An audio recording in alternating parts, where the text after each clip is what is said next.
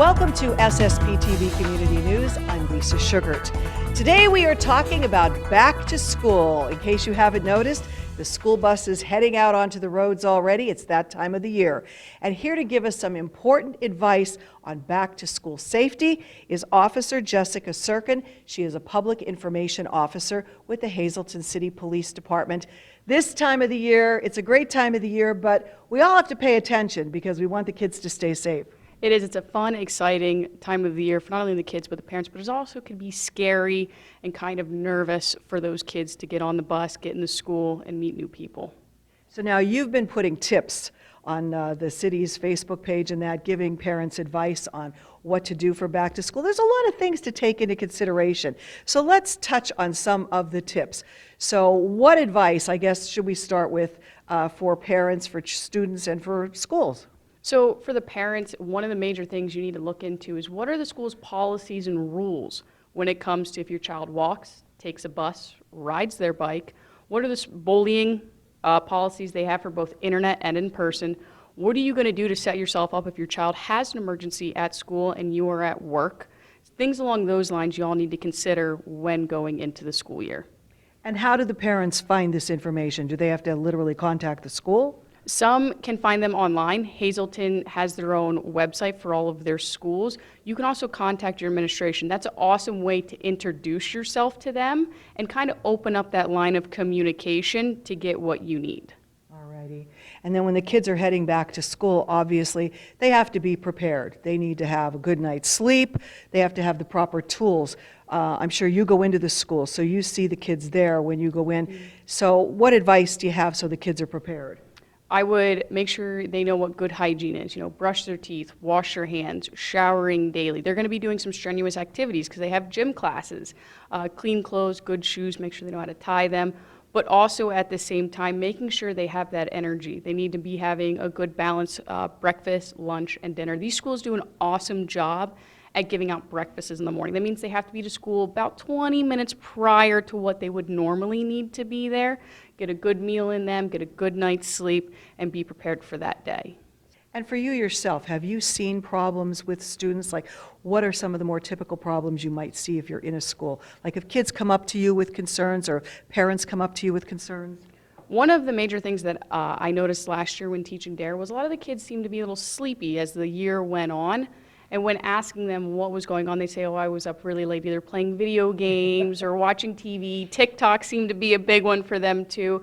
So we just need to go ahead and monitor that screen time a little bit better so that kid gets that full day, gets that full learning experience that they deserve. And they have to stay off the phones too and learn when they're in school, right? So the grades that I had were 5th and 6th, so phones didn't really seem to be a concern. I could say that in my honest opinion for those kids. They were very well mannered when it came to that. Well, that's a good thing to hear. So now we should have an emergency plan. I know I've always been taught that as a parent of 3 children, that you should know what to do in the event of an emergency, whether it be at your house or whether it be at the school. So Correct. What advice do you have for that? So with an emergency plan, whether it's your child getting sick or maybe you have a death in the family, something along those lines, it's always a good idea not only to have a family member as a backup plan to pick up that child or watch the child when they're sick, but also maybe having a secondary backup plan, so a plan B to the A. I know you could use family friends, somebody who is in the city, maybe somebody you know who works night shift and is typically available in the day. Having those set in stone and making sure your child knows that plan so they're aware when somebody picks them up, okay, something must have happened. And I know there's another thing that we've heard a lot about too over the years, stranger danger, especially if the kids are walking to school. So you want them to stay safe and stay away from people they don't know. Correct. So if you have a child who walks to school, rides their bike, maybe they could do either or, it's a good idea to do what's called a keyword or a safety word.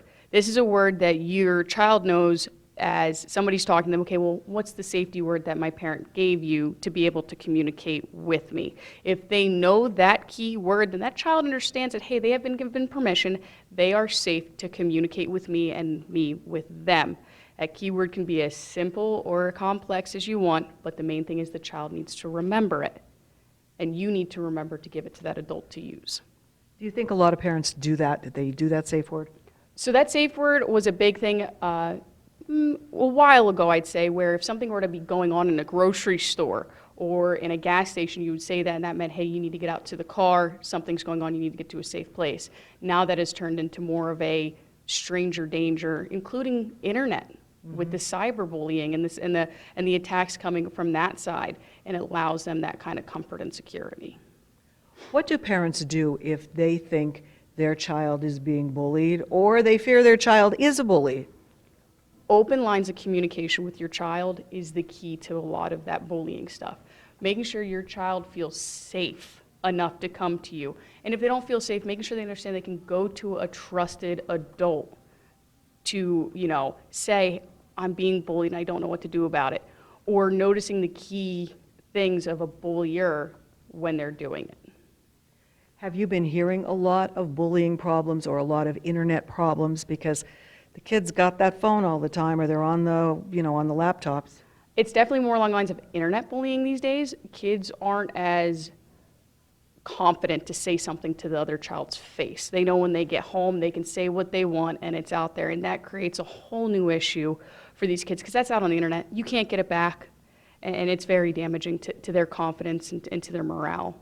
Now, for the people who are watching this, the people who are driving, we have to pay attention because the school buses are out there. And I've seen it happen. People passing school buses when the little flag goes out, they don't pay attention. No, so there are actually state rules in place for those buses.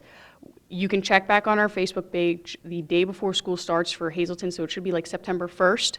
We will actually have all of the laws and regulations posted about those school buses and when you're driving through a school zone and what penalties will come with them if you do get caught. Have you seen people not paying attention to the school buses?